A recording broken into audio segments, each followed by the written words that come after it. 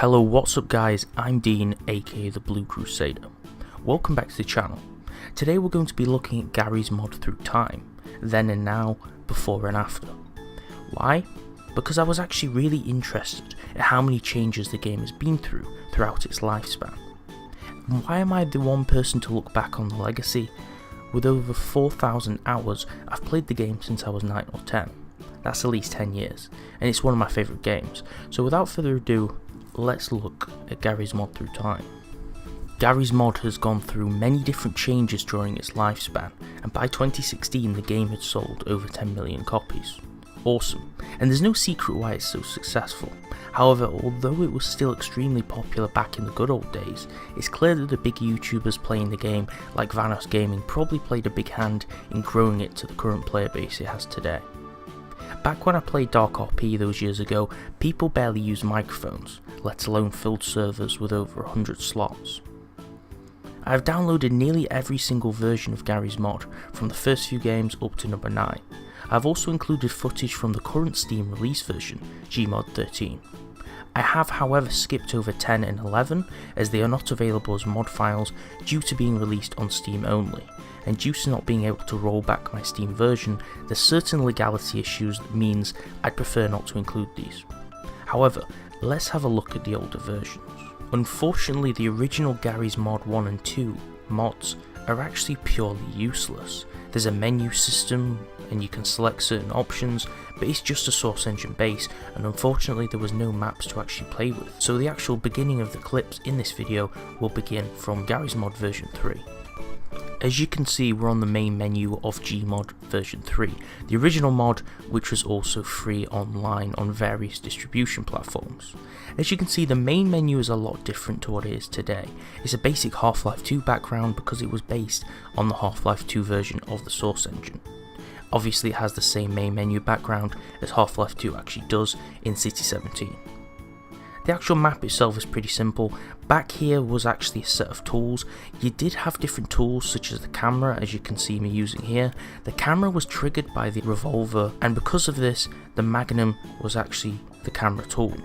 As you can see, you do have all the other weapons like a crowbar, and the gravity gun is the super gravity gun off Half-Life, which can pick things up and throw them with ease. Unfortunately, the current Gmod gravity gun is not the same as this, and for some reason the actual physics gun or physics cannon has the original gravity gun model to it.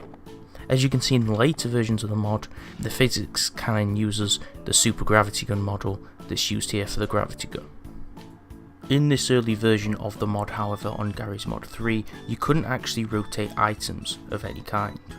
In the later versions of Gmod, you can actually hold E and rotate the item with the phys gun. Unfortunately, on the earlier versions, up to I think number 7, you couldn't actually use this feature. As you can see, the basic number 3 mod actually has a white room, and there's also some really nice features here. As you can see, using the USP match model, you can actually attach scanners and manhacks to bikes or different props.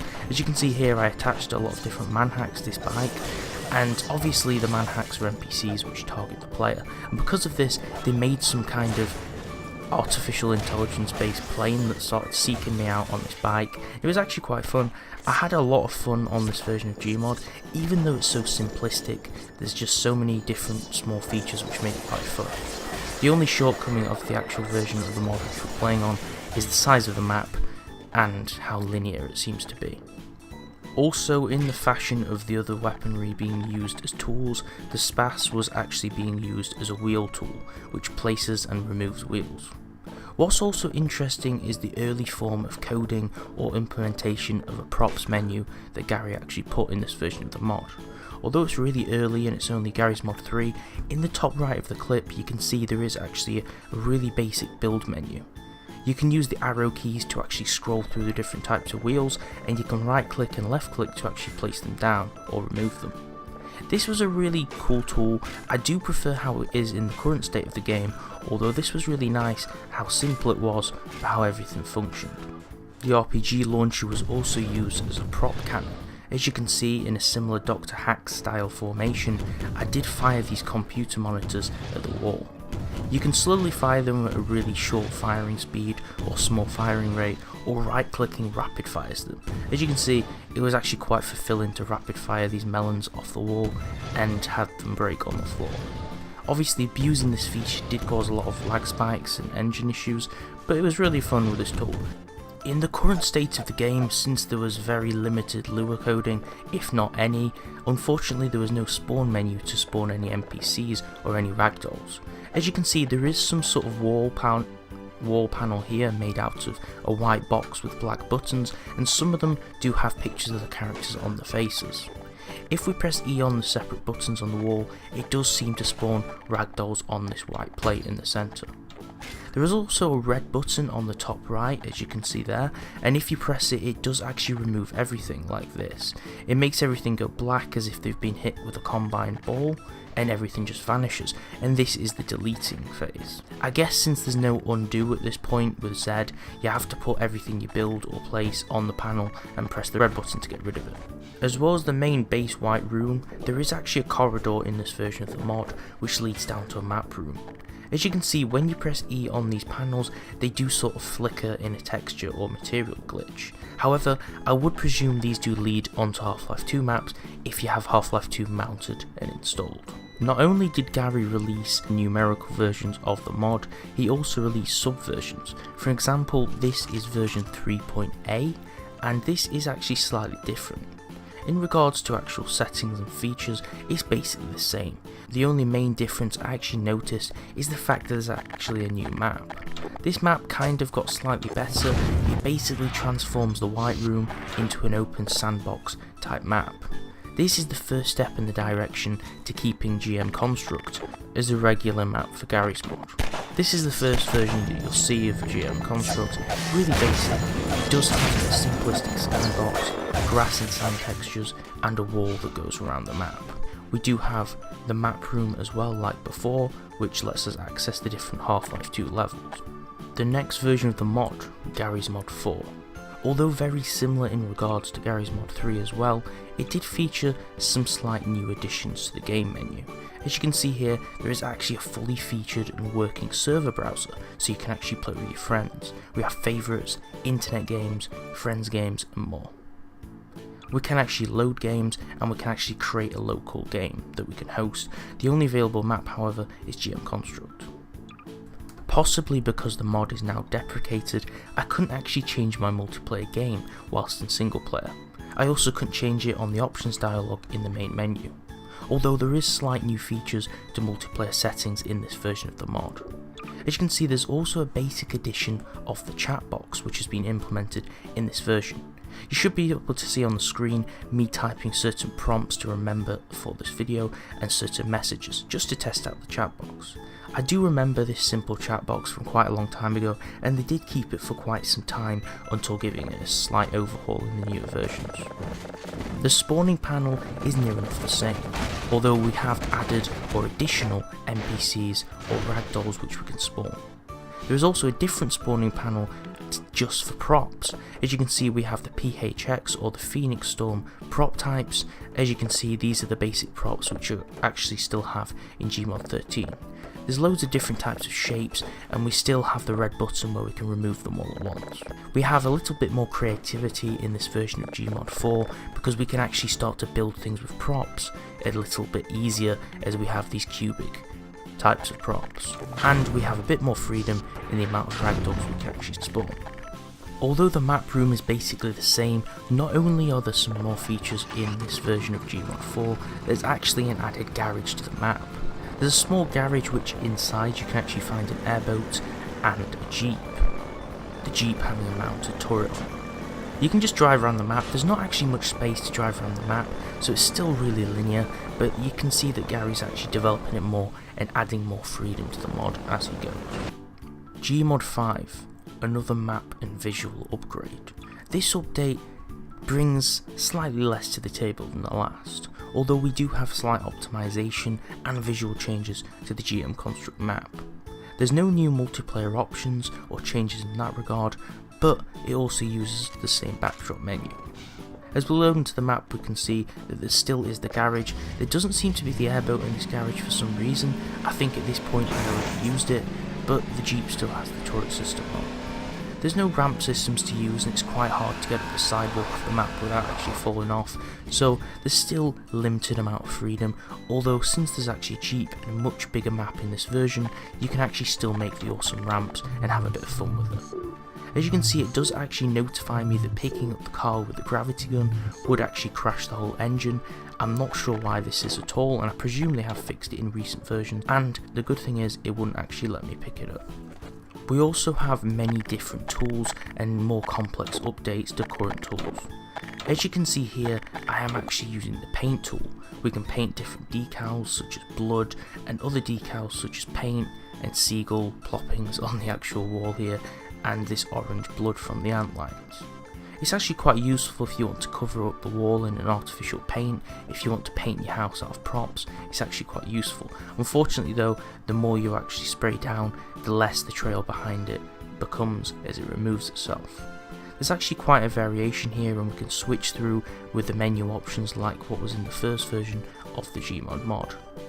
What I really like particularly about this update to the actual game is the implementation of balloons. Unfortunately, these balloons aren't like what we have in the current version of Gmod today because they do not use custom models yet. I believe custom models didn't actually come to the game until Garrys Mod 9. You'll also have noted that when I spawned this ragdoll, there was a brand new menu here. Although it's not very organised well and it's kind of all over the place at this point, there is actually a completely new menu where you can spawn all the ragdolls and props from. This menu is a lot nicer than the button combinations and machines we had to use before. In the air you see all the balloons. Unfortunately they do use the melon model, but later on we will see from Garrys Mod 9, Garry starts to use custom models. Garrys Mod 6. Oh great Garrys Mod 6. Fortunately this version of Garrys Mod actually let me change my multiplayer name, and I still don't know the reason why to this day. I mean, surely if the other versions didn't let me change it, why would Garrys Mod 6 be any better? Garrys Mod 6 also featured a new cool F1 help menu that we could open up to look at certain hints and subtopics to help with the actual mod and getting around it. As you can see, there is a missing texture on the pink scroll bar, but as we scroll down, there's certain headings and site links which seem to help us with the mod. Although some of the contents are deprecated now, I do remember this being a useful feature. The map has also had a slight visual upgrade and size increase, just like the other updates, and the spawn menu you may have noticed is a little more organised than before. There is a few different subcategories they have added to the new spawn menu, and using E we can actually rotate the ragdoll's bones. This is a completely new feature, using E to rotate things, and this definitely brought customization to life, as rotating things would make much better contraptions and bases for players. As you can see, Garry actually adding categories to the spawn menu made things so much easier. There's also categories for things like effects which you can place down, such as this orange portal beam from the Half-Life 2 ending scene. There's many different effects we can add, and they don't yet have the green circle on top of the effect like the later game did. There's also different variations of props throughout the subcategories such as vehicles, boats and much more. I can safely say that this is one of the best updates Garry made to the actual mod, as it improves user accessibility, more props and access to creativity and much more. Gmod 6 was the first version of Garrys Mod to actually implement a flashlight feature. As you can see, this flashlight which I'm using by pressing the F key isn't actually coming from the Jeep car itself, it's coming from the player. Unfortunately, the system had not been perfected yet, and although Garry said this was intentional, the flashlight didn't follow the player as you used it. Every time you pressed F, it would place the flashlight in front of you and stay there until you set it. Later on we will actually realise that the flashlight gets a complete rework and the flashlight will work like it does currently. Garrys Mod 7. We're now reaching the end of the shelf life and the end of the series of earlier stages of the game. Gmod 7 brought a lot more customization to the table. In the form of hosting multiplayer games, it offered us a complete array of features that we could customize when hosting our own servers, such as prop limits, balloon limits, and certain tool restrictions and properties. The main menu background completely got changed to some of the Half-Life theme, and the GM construct we're seeing here is somewhat of a more friendly and approachable version of construct which we can actually recognise. If you've played some of the older versions of Garry's Mod after this version, you will recognise construct looks very much similar so to this version being portrayed on screen. The prop spawning platform is still there, however it has not been removed from the map, but the new spawn menu with added customization and options still kind of makes it obsolete. For some reason the fizz gun was actually changed to a green hue in this version of the mod. I don't know why the fizz gun's green, and the rotation using E has not been perfected and does kind of make certain props glitch out. In this version of the mod, Garry's Mod 7, there is actually an early in the works of face posing. Face posing is an implemented aspect or feature of the mod where you can change the faces or facial expressions of an NPC or ragdoll. In this version there is actually face posing, and I will show you an example of it. Unfortunately it's not like what we recognise today, but it's actually quite funny, and you can change the amount of the expression and the different types of expressions. And there's something to work with here, as this is the first time we've seen it so far. There is also some additional tools and features from what we used a slight while back in the other updates. There's the addition of the ignite tool where you can ignite objects such as props and ragdolls, as you can see here me igniting some of the ragdoll NPCs. You can also drop time explosions which beep on a certain timer, or you can manually trigger them. This version of Garry's Mod allows us to go back to the White Room in the first couple of versions. This version of Construct re-adds the White Room to the game. You can also see that the flashlight has been fixed or reformed and now follows the player upon using it. Number 8 is where things actually get interesting. The main menu and background is slightly different to the previous versions. As you can see, it does use the same background image as the Half-Life 2 campaign, however all of the title text seems to be purple on selection. This is slightly different to the others, and I think Garry started to implement a little bit more Lua to actually customise the UI. As you can see, there is a few different levels for some reason, and also a home screen or an MOTD system which does have certain missing textures. I also had some slight texture issues with the gravity gun and the crowbar with these certain flare effects and sprites on the screen causing certain issues. The map has been changed once more.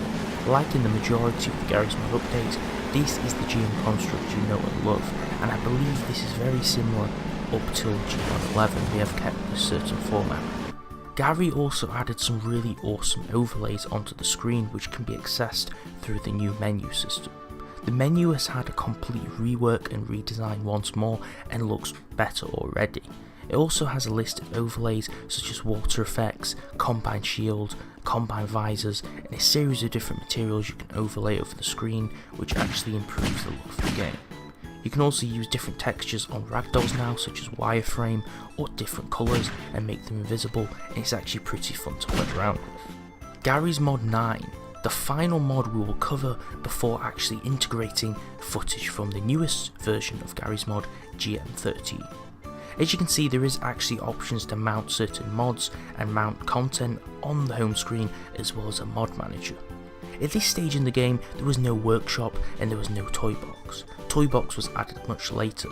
The way of implementing mods or maps was to actually go to a website called garrysmods.com or garrysmods.org and actually download the maps and mods. As you can see, there's actually a wide variety of maps we can choose from. A lot of them don't work, and also a lot of them seem to crash my game when I try to record them a few different times. There's the essence or the beginning foundations for certain game modes on here, such as Melon Racer and more. You can also see there was actually one server up for this mod, so I guess there are actually people still playing Gmod 9. But although there was no other servers unfortunately, and no other players on that server. When testing the majority of the maps, they were quite bland to play on.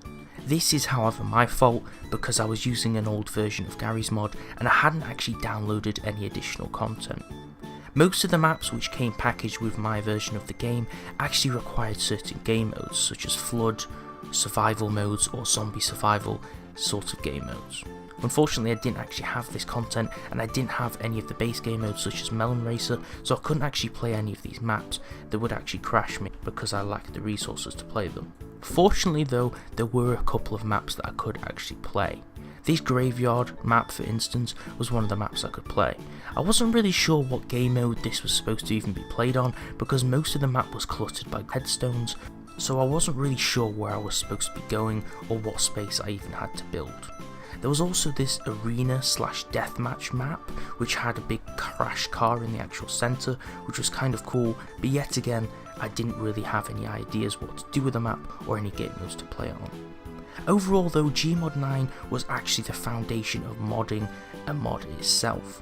The final version of Garry's Mod, which was actually playable through and throughout, Garry's Mod 9 allowed you to download custom content off the internet and mount it to the game to play with friends. This was definitely the version which made me actually fall in love with the game itself.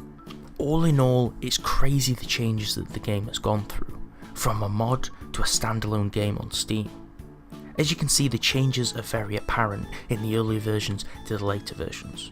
I would presume that if you fell upon this video, you do actually own Garry's Mod, or you've seen footage of Garry's Mod in its current state. So I won't be showing any footage of Garry's Mod 13 because I believe most of you will have played it or seen footage of it. But I just wanted to give you a look back at the old versions of Gmod, especially if you're a new player and you might not have actually experienced them, and how far it's come as a game and how different to what it is today. Thanks for watching the video. If you liked it, be sure to give it a like and make sure you're subscribed for more awesome gaming theory and film videos on the channel, and I'll see you next time.